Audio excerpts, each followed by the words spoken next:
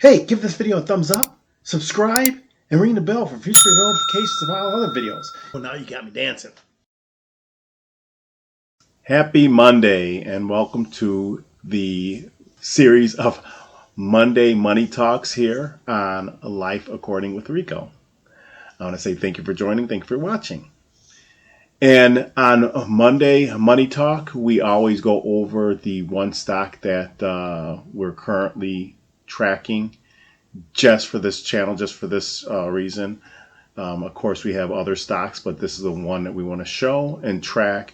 So those of you who are looking to get into investing, we talk about a little bit about the stock, how to get a stock, and all that good stuff, as well as we will be talking about one topic about money, about finance. I'm not a financial consultant. I'm not any financial banker type person. I'm just your average Joe that start out late. My dad had told me about stocks when I was younger. I just never listened. And now I'm facing those consequences where I started late in life and I'm trying to push and get everything going. So with all that being said, let's look at the tracker. And then we will get into today's topic. Okay, let's go over the J&J stock tracker, dividend stock tracker that I created here. Today is 10/7/2024. Johnson & Johnson, and again, it's a quarterly payout. The ticker symbol is J&J. It's equity stock. Today's pricing was at $159.53. Last week was at $161.60. We still have 6 stocks as we had last week. And the amount invested in the stock is at $957.18, where last week it was at $968.40. We did lose $11.22 as of today because of the stock went down. As for the annual dividend rate, it's the same.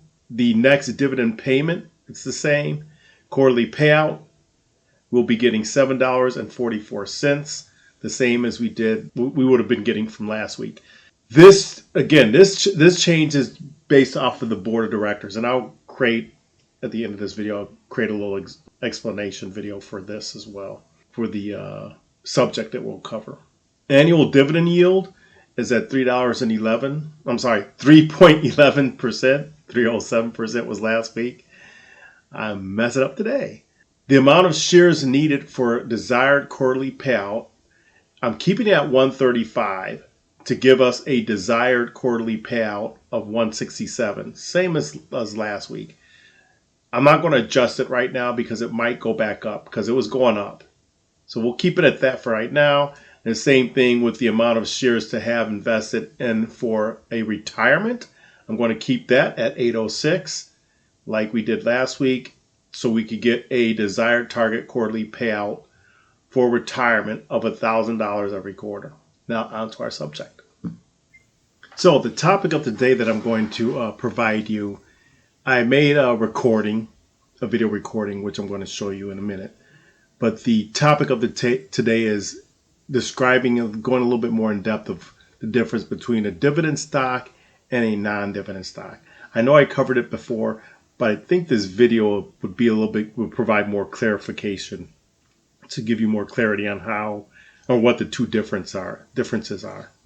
Also, I'm going to basically say who actually declares a dividend, how that works.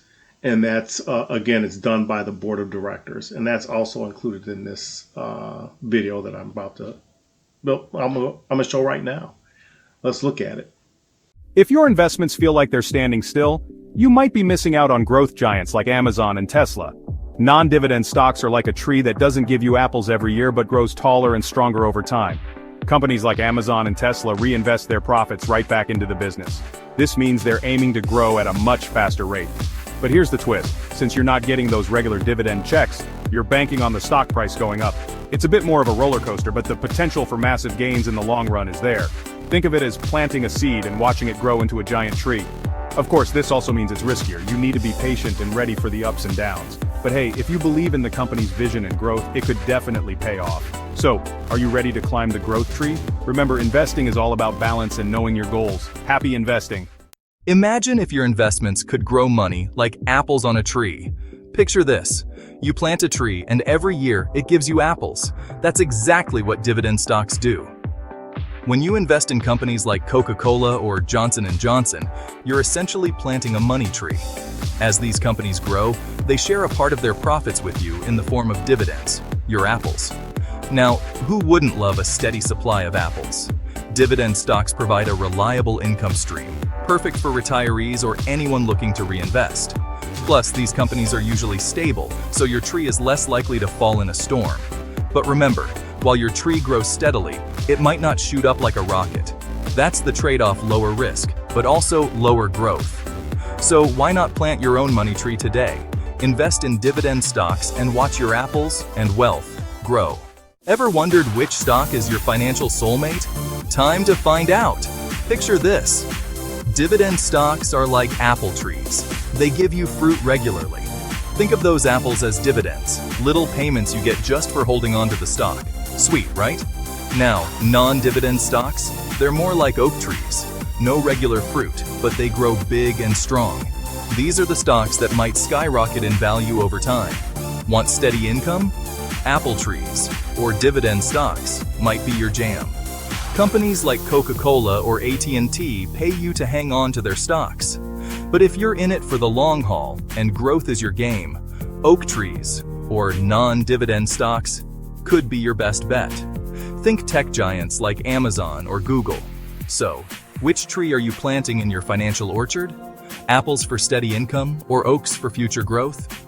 The ultimate choice is yours. Happy investing. Why do 75% of companies pay dividends to their shareholders? The answer lies in a little thing called a dividend declaration. When a company makes a profit, they often share a portion of it with their shareholders through something called a dividend. But how does this process start? It all begins with the board of directors. They announce a declaration stating how much will be paid out and over what time frame. This is known as declaring a dividend. Think of it as the company's promise to pay you, the shareholder, a slice of their profits. The declaration date is the first of 4 important dates in this process. Once the declaration is made, the company is liable to follow through with the payments. So next time you hear about dividends, you'll know it all starts with that key declaration from the board. Simple, right? Happy investing! Exposing the mystery of dividends. Here's how companies decide and declare them. Before a company pays you a cash dividend, their board of directors has some decisions to make. First, they decide if they want to pay a dividend and how much it will be. This amount is split among all eligible shareholders. Next, they set a record date. This is the cutoff day to determine who gets the dividend. If you own shares on the record date, congrats, you're in. After that, they pick a payment date, the day you'll actually get the cash.